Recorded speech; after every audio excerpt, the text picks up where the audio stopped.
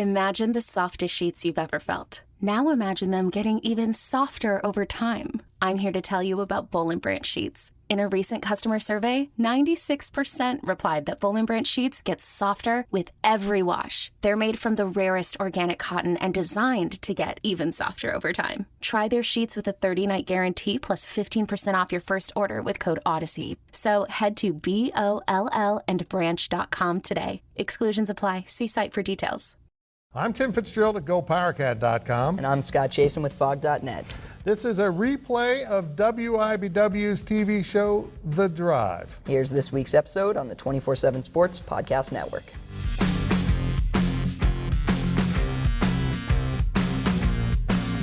Good evening, Wildcat and Jayhawk fans, and welcome to The Drive, sponsored by Briggs Auto Group. I am Tim Fitzgerald at GoPowerCat.com, and the man across the studio from me is Scott Chasen. Scott, how was that football game in Lawrence yesterday? For a half, it was is interesting, if not a little boring, was maybe the word. And then there were certainly some fireworks in the second half. They just all came from the other team. Yeah, it's those Bears. They'll attack you at any moment. You can interact with us on social media at Facebook.com/The Drive Show, at Twitter at The Drive 13, and of course, answer our weekly poll questions, make your game predictions over on our Twitter page. And remember, if you ever miss an episode of The Drive, you can listen to an audio-only version that will appear each Monday morning in the form of a podcast at GoPowerCat.com. And this week, one more time, at Fog.net, but we'll talk about that later in the show. We'll start things off with our 2-minute drill. The 2-minute drill is sponsored by Vanderbilt's Your Work Boot Center. Well, playing without quarterback Skylar Thompson, Kansas State scored 21 points in the fourth quarter to beat Nevada 38-17. Fitz, how well did the Wildcats play in this one? First, Scott, you need to be consistent, and I have consistently said Nevada and Nevada. Okay. That's my choice. I'm going to be consistently wrong half the time. Look, I was really impressed with Kansas State. They came out and they scored on the second play of the game. Will Howard hit Daniel Imadabebe right down the middle of the field with a beautiful throw and catch, and he finished it off by battling his way into the end zone. That kind of established a tone. I think Nevada knew that K-State would want to run the ball, but they threw it just enough like that to keep that defense honest. In fact, they ran it 48 out of 61 plays in this game and used two different quarterbacks. Jaron Lewis also saw his first time as a Wildcat with a couple drives, both scoring drives in the second quarter. And Carson Strong in Nevada, this is a special quarterback. He made some throws on Saturday that you typically only see maybe in the NFL. I mean, it was really impressive. He also had some mistakes, including an interception. K-State rattled him, held him uncharacteristically below 300 yards passing. This K-State defense continues to shut down what are proving to be pretty good offenses in those other games. In fact, the teams K-State has beaten to get to 3-0. All are unbeaten in their other games. It was really impressive what K-State did, because then they came out after a sluggish third quarter in which Strong and the Wolfpack tied it up at 17 and put up 21 unanswered points with a great mixture of offense and defense. It was a really good day for the Wildcats, coming off of the disaster the week before, and maybe showing that even though we know now Skylar Thompson is supposed to come back this season, that if he can't play at Oklahoma State next week or against Oklahoma the week after, they have a way to win. Now, Nevada's run defense isn't the best, but K-State did some really interesting things to be able to run the ball when the defense knew they were probably going to run the ball. Deuce Vaughn goes over 100 yards for the fifth straight game. He's over 1,000 yards in his very brief career. An impressive win for K-State to finish that off in nice fashion.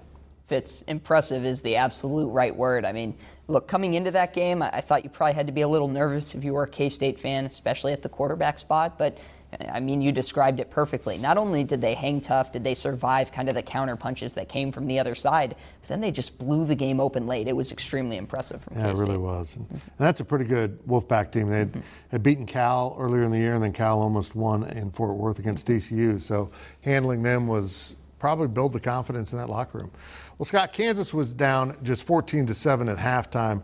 How in the world did the Jayhawks lose to Baylor by 40-ish? Yeah, well, Fitz, final score 45-7, and that means if you're doing some quick math, it was like 31-0 in the second half. I haven't seen a bear mauling that bad since The Revenant. Shout out Leonardo DiCaprio. I like that reference. Thanks. I worked on that all during the break. But look, the second half was, for all the things that went well early on, and that wasn't much. It was one good offensive drive. It was a takeaway by the defense, and Kansas went into that second half with some momentum. It was a 7-point game, and Kansas was getting the ball. So I think if you were a Jayhawk fan, you were thinking, wow, this could be so much worse. Baylor is running the ball at will. Baylor had picked up a couple of fourth downs, and Kansas had really kind of hung tough. But what the Jayhawks never had was sort of that turning point moment and play to get things over the hump.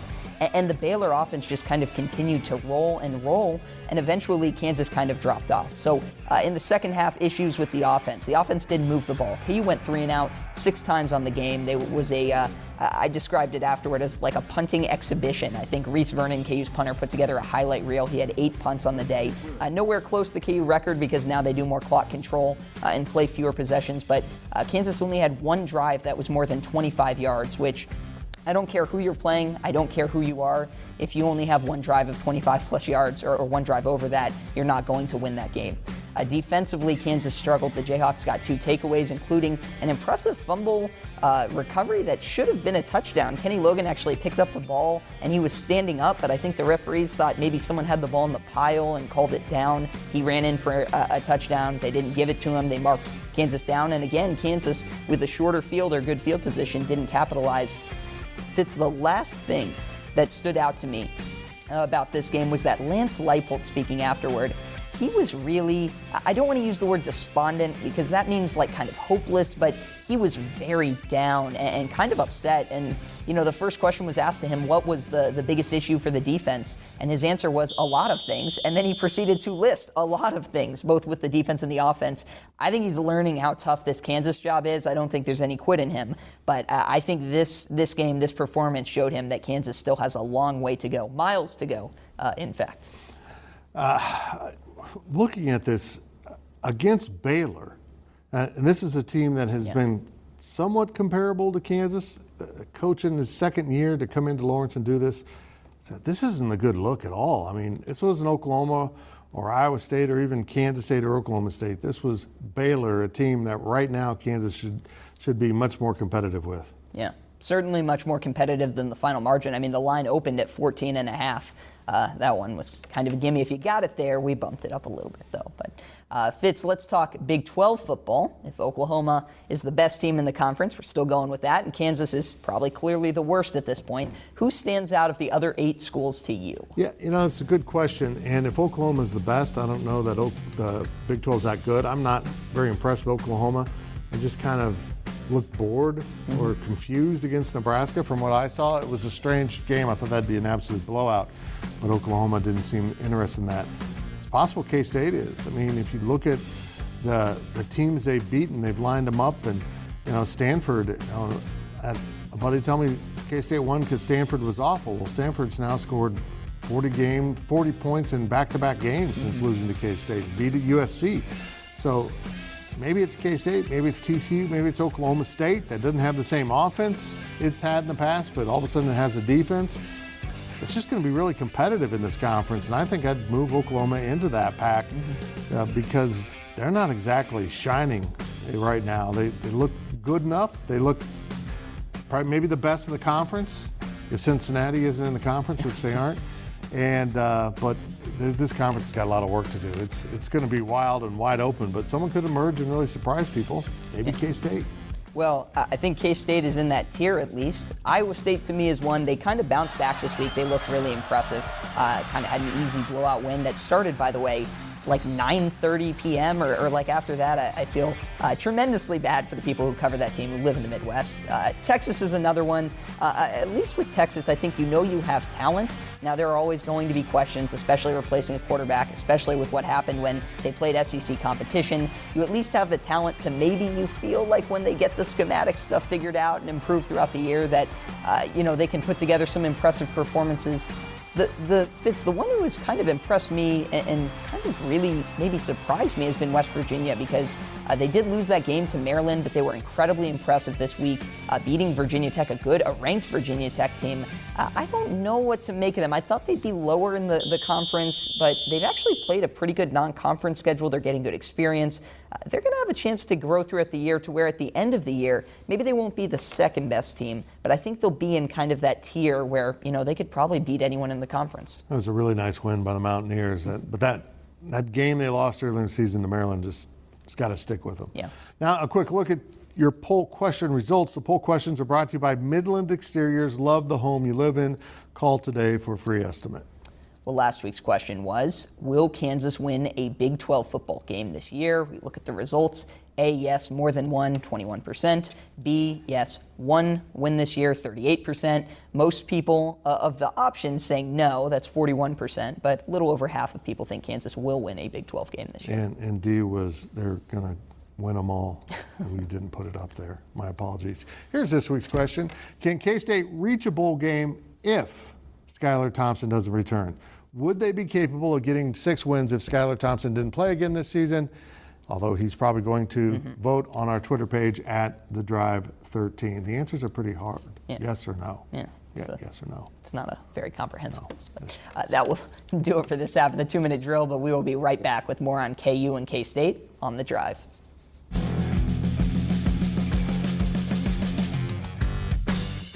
JamesAllen.com is the online destination to easily design a customized engagement ring and save up to 50% compared to traditional stores. You pick a diamond, whether it's lab-created or earth-created, James Allen has over 200,000 conflict-free stones. Then you pick your ring setting and metal. And if you need some help, they have real-time diamond consultations available, where an expert can walk you through it all. Get 25% off your order at JamesAllen.com, code podcast. That's JamesAllen.com, code podcast.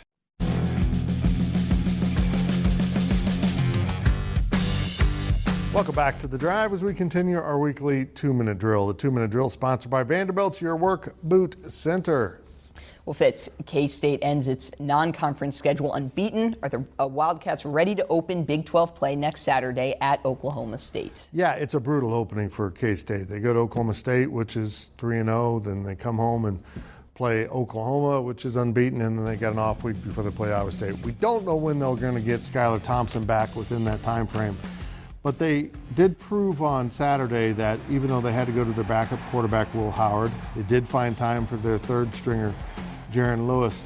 This offense can still produce on the ground and find a way to win against a pretty good team. Big reason's Deuce Vaughn. I mean, he just makes you competitive in a lot of games because he can make things happen in an experienced offensive line, but other guys are stepping up. Joe Irvin, Deuce Vaughn's backup, was huge. In fact, he averaged 2 more yards per carry than Deuce did, but they just tore him up with the ground game. It was really impressive to watch. Now, running against Oklahoma won't be quite as easy, but they are having a great deal of success getting it done on the ground. They want to play possession ball. In fact, Scott, this looked like something from the 80s. Number one, the most shocking thing that happened is there was no interruptions for a replay the entire game. Didn't look at one replay. And then Kansas State kept running the ball and owning the time clock. If they can do that, if they can kind of hold the tempo of the game against some of these Big 12 teams, run the ball effectively no matter who's at quarterback, then they're going to be set up pretty well. But they will get Skylar Thompson back. So the first step to a successful season for Kansas State was clearing all 3 of those non-conference hurdles because they all were different types of challenges.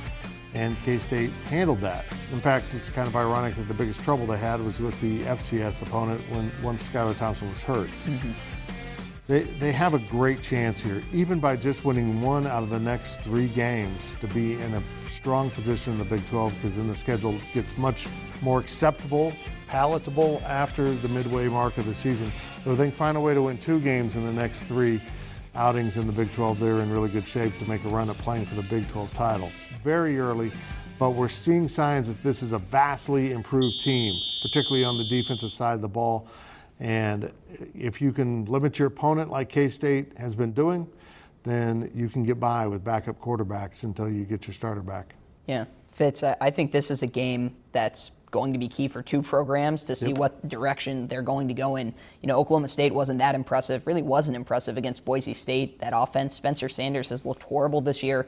I don't know if that's injury related or what's going on with him, but a win for Oklahoma State. Okay, Oklahoma State now feels good about what it's building in Big 12 play. A win for Kansas State, and what you were just talking about, K-State might be one of the best teams in the Big 12. That would be a really important and kind of, I don't want to say monumental, but it'd be a big win for Chris Kleiman. What would be doubly important if K-State could win on the road to open Big 12 play? This is a year that K-State has 5 Big 12 home games, and this is one of the 4. So if you can steal this, you're in pretty good shape. Yeah. Well, Scott, the Jayhawks have to regroup after back-to-back blowout losses. What chances do you give Kansas of picking up the first win, another win for the rest of the year? Well, Fitz, I think Kansas will have a chance. I think the Jayhawks have a few games at least that are in that somewhat winnable tier. Maybe you would have put them there. But the fact of the matter is Kansas has to get a lot better and in a lot of different categories than what has taken place basically over the last 2 weeks. Kansas has been competitive through first halves. You know what that gets you? It doesn't get you a half win and a half win. It gets you absolutely nothing. And when the results end up being a loss by 27, then a loss by 38 in front of a bunch of recruits in attendance, it really is harmful, especially when you have a pretty good crowd, especially a pretty good student crowd, maybe a great student crowd to start the game, that then dwindles to where, almost no one is in the building by the end of the contest. So, areas that Kansas needs to get better, I think offensively, just blocking. I know fans are probably getting a little tired of seeing some of the wide zone running plays, but the fact of the matter is that Baylor ran that exact same offense and did it successfully against Kansas. Now, Baylor had time to install it. Baylor has recruited at a higher level than Kansas. Baylor has had more program infrastructure, which is hard to believe when you consider what that program has been through, than Kansas. So, that's the point that Kansas is trying to get to and prove that it can be at. But Kansas is doing a lot of things right now that don't look very pretty right now, that don't look good. Flat out do not look good right now, especially on offense. They're doing them with the idea that they're going to need to do them in the future to be successful. And that's when you talk about wide zone. And, Kansas isn't getting yards out of this running play. Well, they're going to be running that, not just this year, but next year and the year after that. And so they want to kind of establish the culture. They're not selling out for results in year one. They're kind of looking through everything with that lens of the big picture and the program and where they want to get to. Defensively, I don't know how much better Kansas can get, and the reason why is the secondary. It's just so young. Kansas has Kenny Logan, who's a veteran. Ricky Thomas has really struggled. He's a veteran. But you're starting cornerbacks who have never started a game in the Big 12 before this year. Kansas's top 4 cornerbacks, there's a ton of inexperience in that room. There's one veteran who is a Missouri State transfer, and other than that, it's freshmen and redshirt freshmen and a sophomore. You don't love that in your secondary, and it's getting exposed right now. The linebacker spot too fits. Kansas has a lot of questions to answer, a lot of different spots, but I do think they'll have a few winnable games. Just, we'll see if they actually come through. Yeah, and Scott, if your offense can't move the ball and possess it for any amount of time, your defense won't be successful. Yeah. There's just no way. Yeah. And now we step out of bounds, and Out of Bounds is brought to you by Copeland Insurance Agency, part of your community for more than 60 years. Well, Fitz, we're going to step way out of bounds in college sports, but then I'll tie it all back together. So the NBA is looking at a rule change that would only allow out-of-bounds reviews, who the ball was hit off of, if a coach uses their challenge, and they only get 1 challenge per game, so it wouldn't be automatically reviewable anymore. Is it time for every sport, like the NBA is doing, to start cutting back on replay? Yeah, you need to find a way to do it. And I felt like the crew that worked Kansas State's game on Saturday had a sense of that. There was a mark on a Nevada run that if they looked at it, it was awfully quick. There was a couple other little things that went on. Granted, they didn't have anything dramatic to have to go to review, that any targeting. They had none of that in the game, but they've gotten so quick to review things. I mean, there was last week, there'd be obvious touchdowns that they'd go, announce they were going to go review it, and it'd just take forever and ever. And really, it's not the number of reviews, it's the amount of time they take. I'm kind of of the belief if you have to slow down the tape to see it, then no. Let's take a few looks at it at real speed, and if it doesn't look like anything, quit slowing down the tape and creating something. Just move on, let's keep playing. The officials are part of the game, as Boise and Oklahoma State found out, as they really botched that game towards the end with a scoop and score for Boise that was blown dead, and then a mysterious roughing the passer call against Oklahoma State. it was just a mess at the end of the game. Yeah, Fitz, I agree. I'd like to see replay scaled back. And the thing I've always said is really similar to what you just said. If you take 2 looks at it and it's full speed, not zoomed in, not slowed down, and you can't tell it's a mistake, then it's not a mistake. You know, that's part of the game. Judgment calls, things like that. My least favorite thing in basketball is when someone hits the ball out of bounds, and for 47 minutes in the NBA, 39 in college basketball, it's been called one way. But now if you slow it down, maybe it grazed his pinky just a little as it was going out of bounds. You don't call that in the first 39 minutes of the game. So why are we calling it in the last minute of a game? I agree. It's time, I think, in some cases, to scale replay back. Yeah, it's gotten out of hand, and it's almost like the officials enjoy the limelight, which is odd. Now, let's hear from the fans. And our fan question is sponsored by Meadowlark, supporting people in living their best lives. Well, Fitz, our fan question this week is, do you think K-State should be ranked? That's from Mark in Manhattan. You know, I don't do rankings, so I haven't looked at, who would be ahead of K-State. They certainly deserve some consideration, in part because look what Stanford's doing out there. They're winning games convincingly, and K-State convincingly beat Stanford, and this was a nice Nevada win. As I mentioned earlier in the show, those 3 teams that K-State beat are all 2-1 now because they've won their other games. If I'm Chris Kleiman, I probably hope my team doesn't get ranked because you don't want the distraction of it heading into this game, because it's a very winnable road game for the Wildcats. Well, remember to ask us your questions on our Facebook page and on Twitter at The Drive 13. When we return, we'll look at our predictions here on The Drive. The NFL regular season is wrapping up, but there's still time to get in on the action with FanDuel, America's #1 sportsbook. Right now, new customers get $150 in bonus bets guaranteed when you place a $5 bet. That's $150 in bonus bets, win or lose. The app is so easy to use, and there are so many different ways to bet, like live same-game parlays. Find bets in the new Explore tab. Make a parlay in the Parlay Hub, the best way to find popular parlays, and more. So visit FanDuel.com/247 and make your first bet a layup. FanDuel, official partner of the NFL.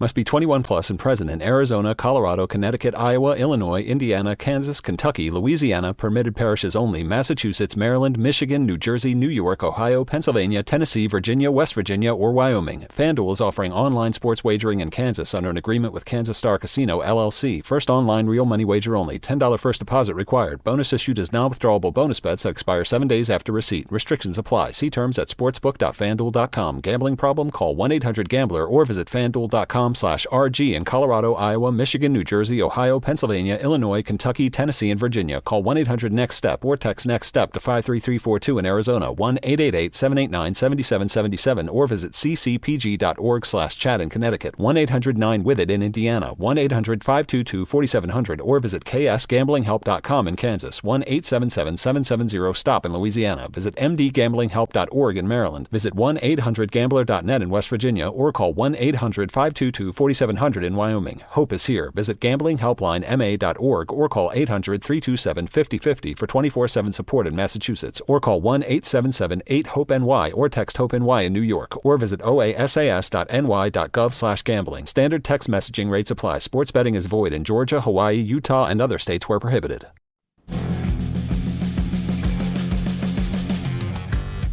Welcome back as we head down the home stretch of this week's show, and now it's time to take a look at our predictions. Remember to make your weekly predictions on our Twitter page at The Drive 13. Here are last week's results. Yeah, look at it. Soak that in, folks. The fans went 0-3, Scott went 0-3, and the other guy, that Fitz guy, went 2-1 to tie for the lead because he believes in miracles. Let's start off with this one. We're putting Kansas as a 17.5-point underdog at Duke. I don't know if that's enough. I don't know. We just kind of made that one up. I'm going to go with Duke. Fitz, I think you might be right on the Duke pick. I'll go with Kansas. We'll see what happens. Okay. Next is K-State plus 2.5 at Oklahoma State. Who you got? I got K-State winning outright because I believe. I'll take Oklahoma State, but I think this will be a great game. That should be. Our last game of the week is Iowa State minus 4.5 at Baylor. This one is tough to call based on what we've seen from these two teams. Who do you got? I'll go with Iowa State. Okay, I'll go with Baylor. How's that for putting a lot of thought in it? Again, make your picks on our Twitter page at The Drive 13. Now it's time for our On the Clock segment. On the Clock is sponsored by Carpet One. Buy local for a strong local community. Here's Scott Chasen. Well, Fitz, I normally cut into your time, so I'm going to do it again here. You may have seen today, I announced I'm actually moving on from Fog.net. Today was my last day. I've really enjoyed the last 3.5 years writing and covering KU. I'm going to continue to be doing The Drive and continue to go to games and go to press conferences and cover them as I start a new job in a different industry. But I just wanted to say thanks to everyone who has read our site. You'll still be able to get this podcast at Go Power Cats. And none of that stuff is changing. But if you did see the announcement, no, I am not going anywhere, much to the chagrin of my co-host here. No, we wouldn't let Scott go anywhere. In fact, this really isn't a host and co-host. It's a host, me, and a hostage. So he can't leave. I'm not letting him leave. Keegan got away, and look what that got me. And that's it for this week's edition of The Drive. We'll see you next week right here and all week on social media. With Blue Link Plus, you can access your Hyundai Tucson Limited remotely.